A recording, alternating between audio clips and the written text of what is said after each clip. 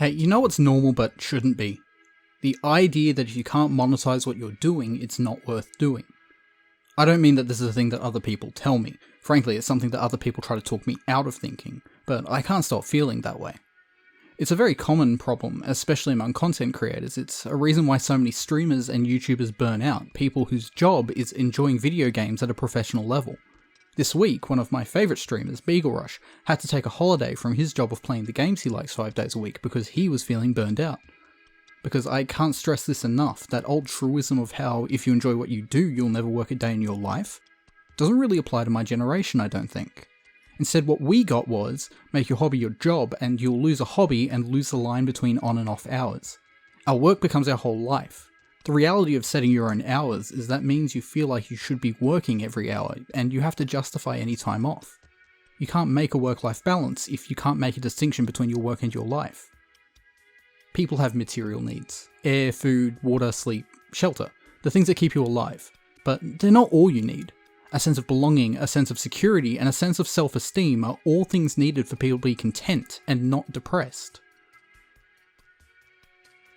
The problem is, we're not even entitled to food, water, and shelter. All those things cost money. There are government programs to help you, usually, but they often force you to pick two. Forgive me if you've all heard this one before, but here in Australia, if everything goes wrong for you, you're eligible for assistance payments of about $280 a week. That sounds pretty good until you realise that a shoebox apartment here is still about $200 a week rent. You could also have a larger place and share it with roommates, but you're not really going to be able to get cheaper than that. That leaves you about $80 a week if we're being extremely optimistic, which is about $11 a day for utilities, food, transportation, and any of the small comforts that make life worth living. That's if you can find rent that low. Just because it exists doesn't mean that you can get it. Heaven help you if you lost a job and don't have savings and are trying to maintain your previous place of living. The numbers look similarly dire in the UK and Canada, and worse in the US, especially if you get a medical bill. I got a job. Like about half of Australians my age, I can't afford to move out of my parents' house. And because my mother lost her job, a professional job held for close to a decade, even staying in the family home doesn't feel safe or secure. And for a lot of people, including me, there's no more ground to retreat to. I think a lot has been said about my generation's depression. It's been blamed on social media, it's been blamed on participation trophy, blamed on a bad attitude or coddling or laziness. I think depression just looks like laziness from the outside.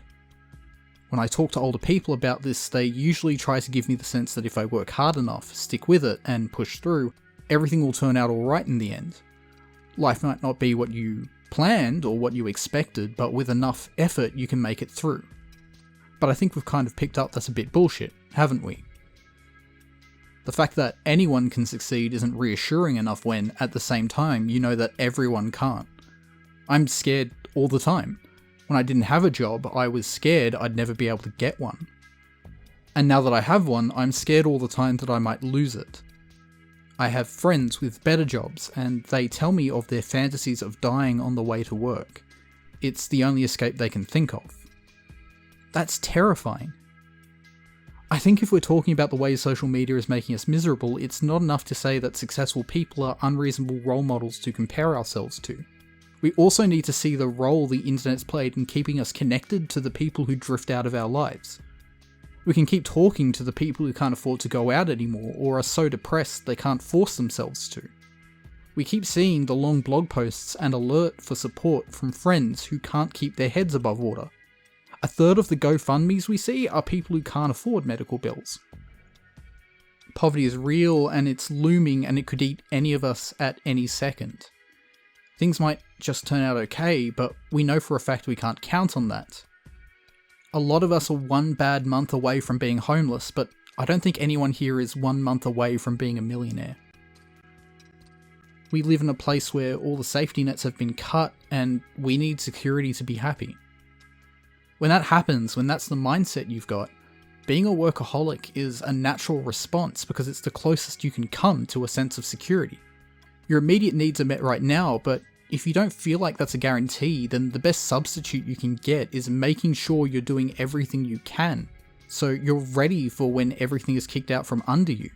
You're braced for impact. But this is, in a word, exhausting. It's endlessly pushing a boulder up a mountain knowing you'll be crushed under it if you slip. And if you've ever struggled to pay a grocery bill, live the reality of not being able to afford food one day, you can't forget how bad being crushed under it gets. This is where we get back to this. The idea that if you can't monetize what you're doing, it's not worth doing. Here is the message sent by a friend that made me want to write this. Aragon's studying to be a judge, 8 hours a day, 6 days a week. He is, by all accounts, an extremely productive person, but he sets his own hours to study, so every hour that's spent playing a game is an hour that has to be justified. Security is a more basic need than fun. It gets right of way. I have to do this too. Play tricks, rationalize behaviour. Most video games I play while I listen to lectures or audiobooks, or else I feel like I've made myself less secure, less employable than a hypothetical me who pushed through and studied. Time I enjoy is time wasted. I find it hard to read fiction because I don't feel like I learn enough from it. It seems too much like something I just do for fun, and I can't have fun if I don't know where I'm going to live in 6 months, not for sure anyway. But then, on any given day, I feel bad about not having read more fiction. I feel like it's a side of myself I'm letting wither. I used to write about how important learning to play piano had become for me to relax to pull myself out of deep depressions. I was playing an hour a day very consistently for months. I couldn't do that anymore when I learned my mum lost her job and my brother got his disability pension cut and my house still has a mortgage. What I got from piano was that it was the one skill I never wanted to try to monetize, to perform for others. It was a private skill set, a personal one, just for me. My attitude about playing piano isn't what changed. The context of playing piano did. Trying to spend time on a skill I wasn't going to monetize went from relaxing to immensely stress and anxiety inducing, because even maintaining the skill I'd developed felt like time wasted. Self-actualization? That's right at the top of the needs pyramid. Everything else has to come first. And I think that's the context that all your favourite artists end up having to bring to their work. It's never enough to be able to support ourselves. We need to know we can keep supporting ourselves and keep doing this. And if we don't know that, if we can't know that, then all work and no play is the band-aid holding Jack together. I don't think it's a healthy mindset. I don't think it's a safe or a sane one. But I don't think there's anything we can really do to deal with it until the threat of debt and poverty isn't so constant and pervasive. So I wrote that back in February of 2020, just before COVID became a big deal.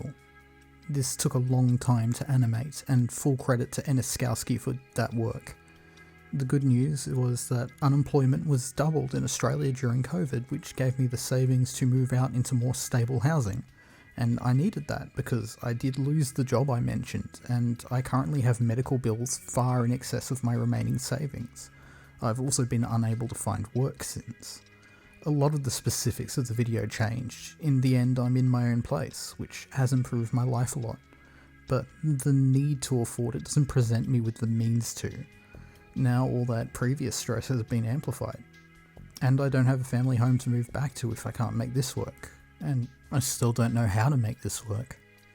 I sincerely hope that whoever listens to this doesn't relate to it too much, but if you do, it at least helps you put to words what you were already feeling and lets you know that you're not alone in feeling it.